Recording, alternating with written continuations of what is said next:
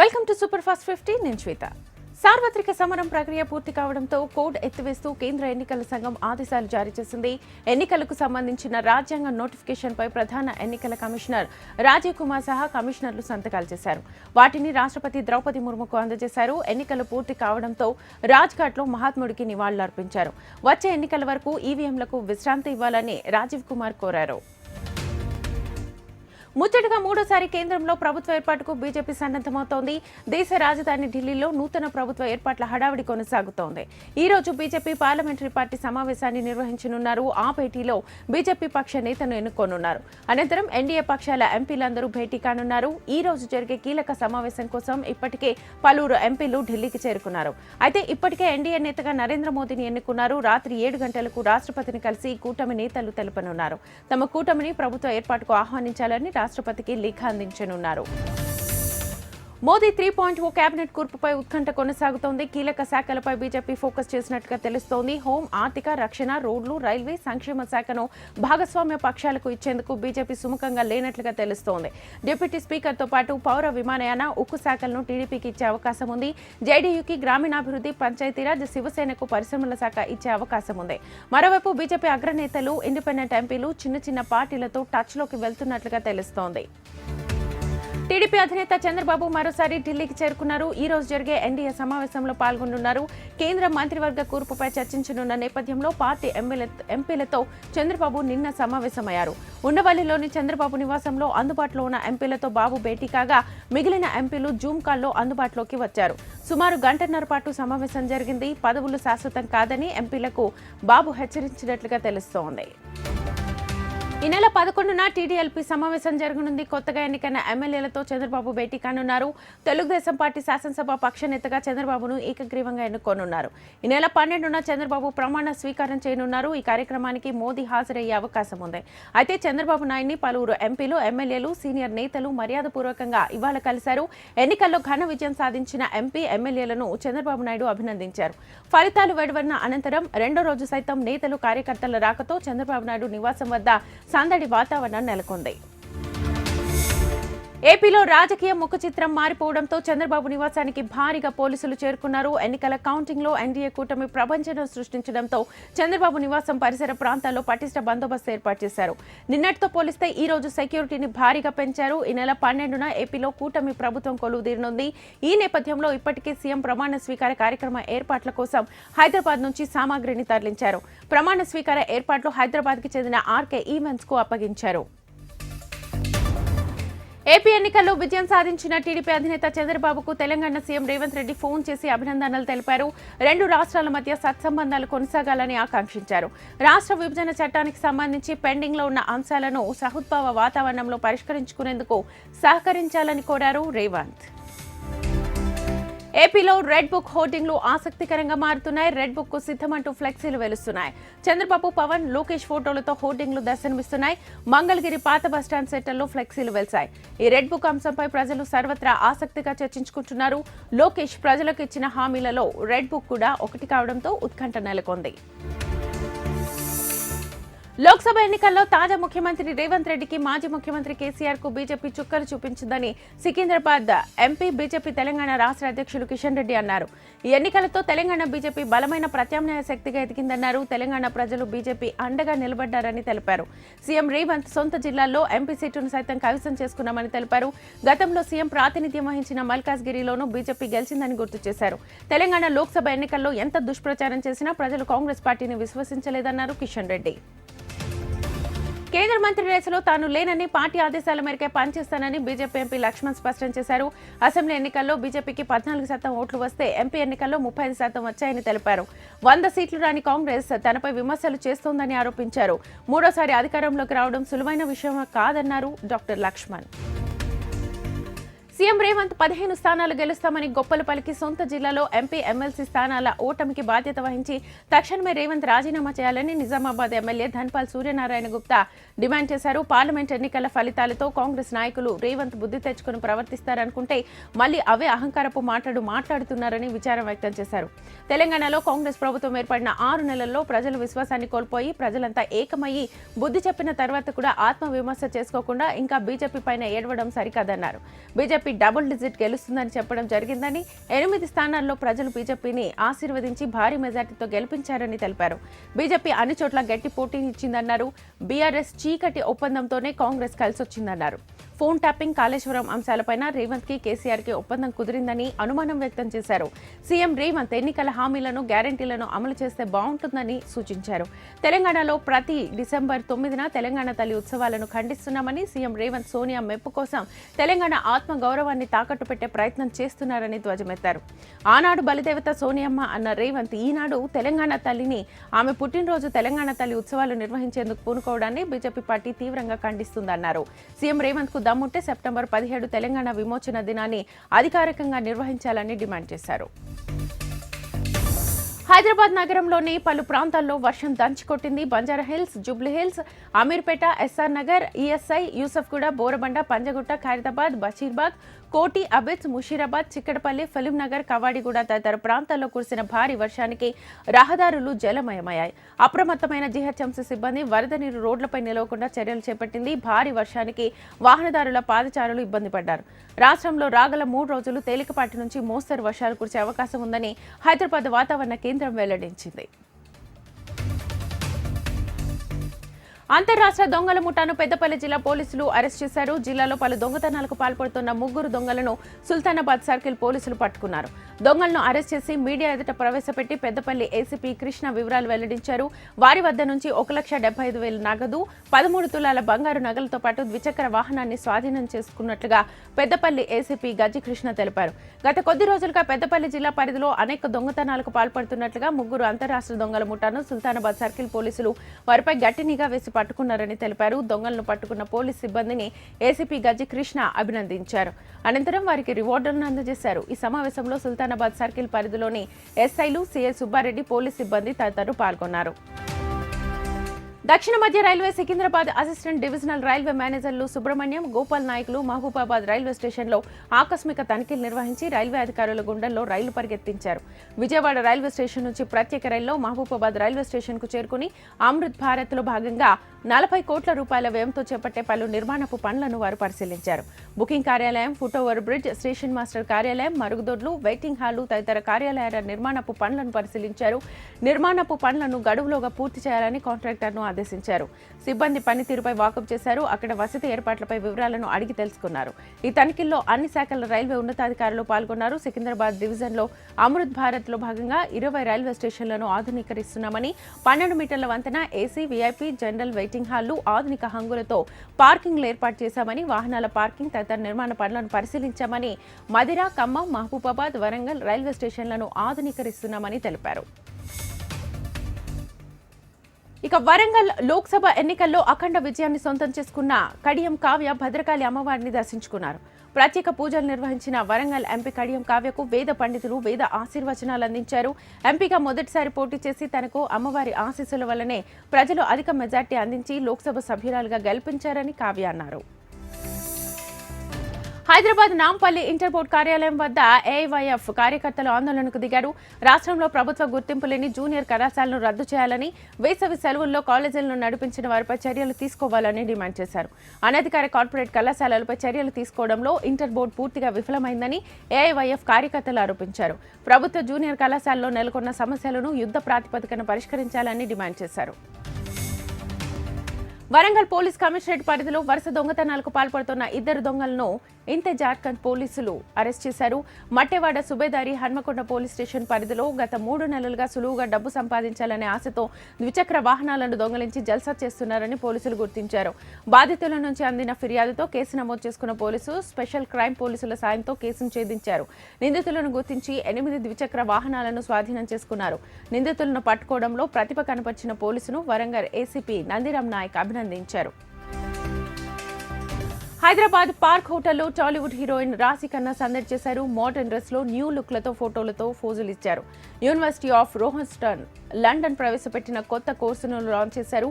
గత 4 ఏళ్లుగా Savarya educational consultant, రోహాంప్టన్ university సంయుక్తంగా 2 తెలుగు రాష్ట్రాల్లో విద్యార్థులకు అడ్మిషన్స్ అందిస్తున్నారు. విదేశీ విద్య కోసం లండన్లో మంచి విద్యా అవకాశాలతో పాటు ఇండియన్ స్టూడెంట్స్కు స్కాలర్షిప్స్ అందిస్తున్నట్లుగా కన్సల్టెంట్ నిర్వాహకులు రాజేష్ గోయల్ తెలిపారు. 2 తెలుగు రాష్ట్రాల అడ్మిషన్స్ ఎక్స్క్లూజివ్ రైట్స్ తమకు అందించడం సంతోషంగా ఉందన్నారు. హైదరాబాద్ చందానగర్ లో దారుణం చోటు చేసుకుంది. అనుమానంతో భార్య తులసిపై భర్త కత్తితో గొంతు కోశాడు. తీవ్రంగా గాయపడ్డ తులసిని స్థానికులు ఆసుపత్రికి తరలించారు. భార్య చనిపోయిందని నిర్ధారించుకుని జగన్నాథ శర్మ పోలీసుల ఎదుట లొంగిపోయాడు. దీంతో భర్తను పోలీసులు అదుపులోకి తీసుకుని దర్యాప్తు చేస్తున్నారు. తీవ్రంగా గాయపడ్డ మహిళ పరిస్థితి విషమంగా ఉందని వైద్యులు తెలిపారు. లోక్సభ ఎన్నికల్లో 60 కంటే ఎక్కువ సీట్లలో బీజేపీ ఓడిపోయిందన్నారు కాంగ్రెస్ నాయకుడు మాణిక్యం ఠాకూర్. టీడీపీ, జేడీయూ పార్టీలతో ఎన్డీఏకి సంఖ్యాబలం ఉందన్నారు. అయితే ప్రత్యేక హోదా, Rayalaseema, industrial park, Visakha steel ప్లాంట్పై చంద్రబాబుకు కులగణన, నితీష్ కుమార్కి సమస్యలు మారుతాయన్నారు. ఇక ఇండియా బ్లాక్ ఎంపీలు ఐక్యంగా ఉండి పార్లమెంట్లో ప్రజల సమస్యలపై పోరాడతామని స్పష్టం చేశారు. ఏపీలో వైసీపీ సానుభూతి పరులను లక్ష్యంగా టీడీపీ దాడులు జరుపుతోందని పేర్ని నాని ఆరోపించారు. ఎన్నికల ఫలితాలు వెలువడ్డాక రాష్ట్ర వ్యాప్తంగా టీడీపీ అరాచకాలకు పాల్పడుతోందన్నారు. వైసీపీ నేతలపై జరుగుతున్న దాడులను గవర్నర్ అబ్దుల్ నజీర్ దృష్టికి వైసీపీ నేతలు తీసుకెళ్లారు. బీహార్ తరహాలో ఏపీలో టీడీపీ దాడులకు తెగబడిందని పేర్ని నాని మండిపడ్డారు. బీహార్ సంస్కృతిని టీడీపీ ఆచరిస్తోందన్నారు. టీడీపీ నేతలు ప్రజలను భయభ్రాంతులకు గురి చేస్తున్నారని విమర్శించారు.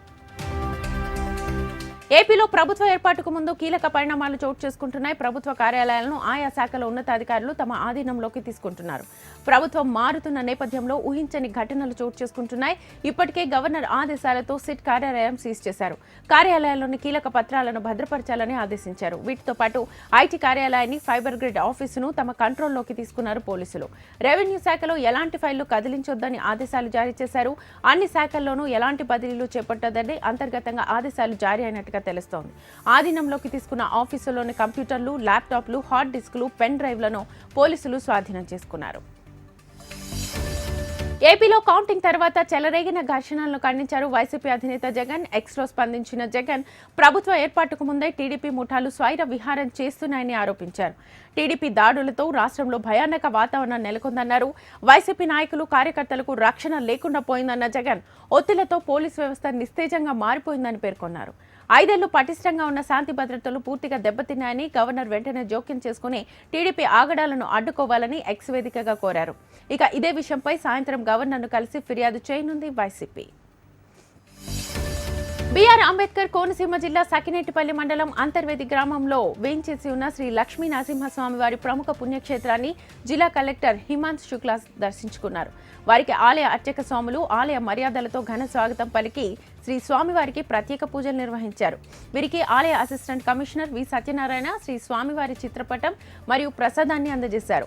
సార్వత్రిక ఎన్నికల ప్రక్రియ ప్రశాంతంగా ముగియడంతో ప్రముఖ పుణ్యక్షేత్రాల సందర్శనలో భాగంగా ఈ రోజు అంతర్వేది శ్రీ లక్ష్మీ నరసింహస్వామి వారిని దర్శించుకుని ప్రత్యేక పూజలు నిర్వహించినట్లుగా తెలిపారు. ఏపీ అసెంబ్లీ ఎన్నికల్లో కాంగ్రెస్ ఖాతా కూడా తెరవకపోవడంపై కార్యకర్తలు భగ్గుమంటున్నారు. విజయవాడ కాంగ్రెస్ లో విభేదాలు భగ్గుమన్నాయి. ఏపీసీసీ కార్యాలయం సాక్షిగా 2 వర్గాలు చీలిపోయాయి. షర్మిల వల్లమే కాంగ్రెస్ కు నష్టం జరిగిందంటూ ఓ వర్గం ఆరోపిస్తోంది. కార్యకర్తలకు షర్మిల అండగా నిలబడలేదని, వైఎస్ఆర్ పేరును షర్మిల నాశనం చేశారంటూ ఫైర్ అవుతున్నారు.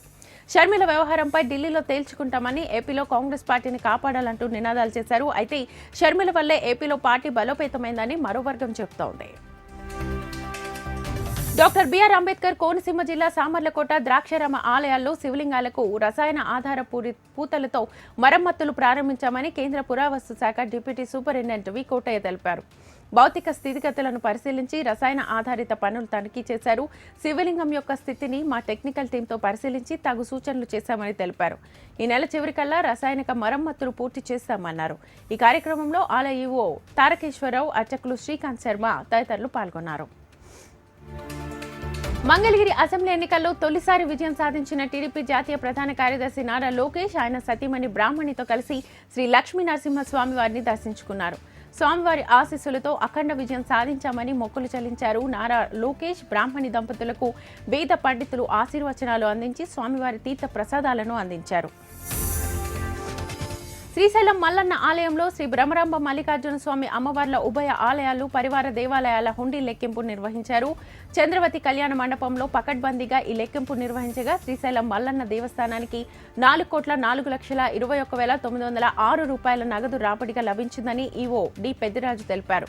ఇక ఈ ఆదాయాన్ని గత 28 రోజుల్లో శ్రీ స్వామి అమ్మవార్లకు భక్తులు నగదును కానుకల రూపంలో సమర్పించినట్లుగా ఆలయ అధికారులు వెల్లడించారు. ఈ హుండీ లెక్కింపులో నగదుతో పాటు 332 గ్రాములు 500 మిల్లీగ్రాముల బంగారం, అలానే వెండి 5 కేజీల 760 గ్రాములు లభించగా నగదు, బంగారుతో పాటు 1768 యుఎస్ఏ డాలర్లు, ఒక Qatar riyal, 45 UAE theorems, 5 Canada డాలర్లు, 10 euros, 50 UK pounds, 55 Australia dollars, ఒక మలేషియా రింగిట్స్, 109 సింగపూర్ డాలర్లు మొదలైన వివిధ దేశాల విదేశీ కరెన్సీ లెక్కింపులో లభించాయని ఆలయ ఈవో పెద్దిరాజు తెలిపారు.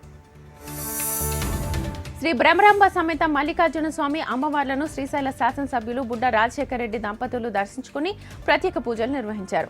2024 సార్వత్రిక ఎన్నికల్లో శ్రీశైలం నియోజకవర్గం నుంచి తెలుగుదేశం పార్టీ ఎమ్మెల్యే అభ్యర్థిగా గెలుపొందిన బుడ్డ రాజశేఖర రెడ్డికి పార్టీ కార్యకర్తలు ఘనంగా ఆహ్వానం పలికారు. శ్రీ స్వామి అమ్మవార్ల దర్శనార్థం వచ్చిన బుడ్డ రాజశేఖర రెడ్డి దంపతులకు శ్రీశైల దేవస్థానం ఈవో పెద్దిరాజు ఘనంగా స్వాగతం పలికారు. అనంతరం ఎమ్మెల్యే దంపతులు శ్రీ స్వామి అమ్మవార్లను దర్శించుకుని ప్రత్యేక పూజలు నిర్వహించారు. ఎమ్మెల్యే వెంట స్థానిక తెలుగుదేశం పార్టీ, జనసేన, బీజేపీ నాయకులు, కార్యకర్తలు ఉన్నారు. విజయనగరం ప్రభుత్వ ఆసుపత్రికి టీడీపీ నాయకులు పేరు మార్చారు. గతంలో వైసీపీ ప్రభుత్వం మహారాజా ప్రభుత్వ ఆసుపత్రిగా ఉన్న పేరును ప్రభుత్వ సర్వజన ఆసుపత్రిగా మార్చడానికి టీడీపీ శ్రేణులు తీవ్రంగా వ్యతిరేకించారు. అయినా ప్రభుత్వ ఆసుపత్రి పేరు మార్చడంతో నేడు ఆ పేరును తొలగించి టీడీపీ శ్రేణులు మహారాజా ప్రభుత్వ ఆసుపత్రిగా మార్చారు. విజయనగరం రాజులు ప్రజల సౌకర్యార్థం ఆసుపత్రికి స్థలాన్ని ఇచ్చారని, దానికి మహారాజా ప్రభుత్వ ఆసుపత్రిగా పేరు పెట్టారన్నారు టీడీపీ శ్రేణులు. వైసీపీ ప్రభుత్వం విజయనగరం రాజుల పేరు ఉండకూడదని ఆసుపత్రి పేరు మార్చేసిందని ఆరోపించారు. ఢిల్లీ నీటి కష్టాలపై సుప్రీంకోర్టు కీలక ఆదేశాలు జారీ చేసింది. ఢిల్లీ అవసరాల కోసం నీటిని విడుదల చేయాలని కోర్టు ఆదేశించింది. 137 క్యూసెక్కుల నీటిని విడుదల చేయాలని హిమాచల్ ప్రదేశ్ ప్రభుత్వానికి సూచించింది. నీటి విడుదలను పర్యవేక్షించాలని యమునా రివర్ బోర్డును సుప్రీంకోర్టు కోరింది. జూన్ 10న అందుకు సంబంధించిన రిపోర్ట్ అందించాలని తెలిపింది. నీటిని వృధా చేయకూడదని ఢిల్లీని సుప్రీంకోర్టు హెచ్చరించింది. అనంతపురం జిల్లా తాడిపత్రిలో ఎన్నికల పోలింగ్ మరుసటి రోజు జరిగిన అల్లర్ల ఘటనలో ఇరు వర్గాలపై 7 కేసులు నమోదు చేసి అందులో 728 మందిని నిందితులుగా చేర్చారు. ఇప్పటికే 142 మందిని అరెస్ట్ చేయడం జరిగింది. ఇంకా ఈ కేసులో మరో కొంతమంది పరారీలో ఉన్నారు. ఈ అల్లర్ల ఘటనలో నిందితులైన వైసీపీ మాజీ ఎమ్మెల్యే కేతిరెడ్డి పెద్దారెడ్డి అనుచరులు అనంతపురం 4th టౌన్ పోలీస్ స్టేషన్లో లొంగిపోయారు. 4th టౌన్ పోలీసులు గుంతకల్ పట్టణంలోని ఫస్ట్ క్లాస్ జ్యుడిషియల్ మెజిస్ట్రేట్ వారి ఎదుట హాజరుపరిచారు. వారిని మెజిస్ట్రేట్స్ 14 రోజుల పాటు రిమాండ్ విధిస్తూ కడప సెంట్రల్ జైలుకు తరలించారు. ప్రశాంతంగా ఉన్న గ్రామాల్లో హింసాత్మక ఘటనలకు పాల్పడితే కఠిన చర్యలు తీసుకుంటామని అనంతపురం జిల్లా ఎస్పీ గౌతమ్శాలి హెచ్చరించారు. ఉరవకొండ పట్టణంలోని పలు సమస్యాత్మక ప్రాంతాలను సందర్శించి అక్కడి తాజా పరిస్థితులపై ఆరా తీశారు. చట్టాన్ని చేతుల్లోకి తీసుకుంటే ఎవరిని ఉపేక్షించేది లేదన్నారు. శాంతి భద్రతల పరిరక్షణే ప్రాధాన్యత ఇస్తామన్నారు. ఎన్నికల ఫలితాల వెల్లడి తర్వాత అల్లర్లు, ఘర్షణలు తలెత్తకుండా ప్రణాళికబద్ధంగా ముందస్తు చర్యలు చేపట్టామని తెలిపారు. సెన్సిటివ్ ప్రాంతాలను గుర్తించి పికెట్లు ఏర్పాటు చేసి మొబైల్ పార్టీలు తిప్పుతున్నామని తెలిపారు. ముఖ్యమైన గ్రామాల్లో ఏపీఎస్పీ ర్యాపిడ్ యాక్షన్ ఫోర్స్ను రంగంలోకి దింపిన విషయాన్ని ప్రస్తావించారు. ఏ చిన్న ఘటన చోటు చేసుకున్నా ఎఫ్ఐఆర్ నమోదు చేస్తామన్నారు. ఉరవకొండలో పోలీసులతో చర్చించి వాస్తవిక విషయాలను అడిగి తెలుసుకున్నారు. హింసాత్మక ఘటనలకు, ఆస్తుల ధ్వంసాలకు పాల్పడకుండా ఉండేలా కింది స్థాయి పార్టీ క్యాడర్కు సూచించాలని అభ్యర్థులకు విజ్ఞప్తి చేశారు. ఢిల్లీకి 1993లోనే 137 క్యూసెక్కుల మిగులు జలాలు ఇవ్వాలని నిర్ణయం జరిగిందన్నారు ఆప్ మంత్రి సౌరభ్ భారద్వాజ. 30 ఏళ్ల తర్వాత సైతం అంతే స్థాయిలో నీరు ఇస్తున్నారని చెప్పారు. హర్యానా నీరు ఇవ్వకుంటే హిమాచల్ ప్రదేశ్ ప్రభుత్వంతో మాట్లాడి నీటిని కొనుగోలు చేసేందుకు ఒప్పందం చేసుకున్నామన్నారు. ఇక హిమాచల్ ప్రదేశ్ నీటిని ఇచ్చేందుకు సైతం హర్యానా విముఖతతో ఉందని ఆరోపించారు. ఢిల్లీ నీటి సమస్యపై స్పందించిన సుప్రీంకోర్టుకు ఆయన ధన్యవాదాలు తెలిపారు. ఎన్డీఏ ప్రభుత్వంలో 2 లేదా 3 కేబినెట్ బెర్తులను డిమాండ్ చేస్తున్నట్లుగా వస్తున్న ఆరోపణలను ఎల్జేపీ చీఫ్ చిరాగ్ పాస్వాన్ ఖండించారు. తమ పార్టీ నుంచి ఎలాంటి డిమాండ్ లేదన్న ఆయన మరోసారి మోదీని ప్రధానమంత్రిగా చూడాలనుకుంటున్నామని తెలిపారు. మిత్రపక్షాలకు మంత్రి పదవులను ఇచ్చే హక్కు ప్రధానికి ఉందన్నారు. కాబట్టి ఏ మిత్రపక్షం నుంచి అలాంటి డిమాండ్ లేదన్నారు చిరాగ్. సెక్స్ స్కాండల్ కేసులో ప్రజ్వల్ రేవన్నకు ఈ నెల 10 వరకు కస్టడీని బెంగళూరు కోర్టు పొడిగించింది. నేటితో కస్టడీ ముగియడంతో సిట్ అధికారులు ప్రజ్వల్ను కోర్టులో హాజరుపరిచారు. మరింత సమాచారం ప్రజ్వల్ నుంచి రాబట్టాల్సి ఉందని సిట్ అధికారులు కోర్టుకు తెలిపారు. పూర్తి సమాచారం రేవన్న నుంచి రాబట్టలేకపోయామని మరోసారి కస్టడీకి ఇవ్వాలని కోరారు. సిట్ అధికారుల అభ్యర్థన మేరకు ప్రజాప్రతినిధుల ప్రత్యేక కోర్టు జూన్ 10 వరకు కస్టడీనిచ్చింది. ఇక సెక్స్ స్కాండల్ కేసులో విదేశాల నుంచి మే 31న వచ్చిన ప్రజ్వల్ను సిట్ అధికారులు విమానాశ్రయంలోనే అరెస్ట్ చేశారు. నాటి నుంచి రేవన్న సిట్ అధికారుల కస్టడీలోనే ఉన్నారు. పార్టీ ఘోర పరాజయంపై చర్చ జరగాల్సిందే అన్నారు మాజీ మంత్రి అమర్నాథ్. అడగకుండానే అన్ని ఇచ్చినా ప్రజల ఆదరణ ఎందుకు లభించలేదో తెలుసుకోవాలన్నారు.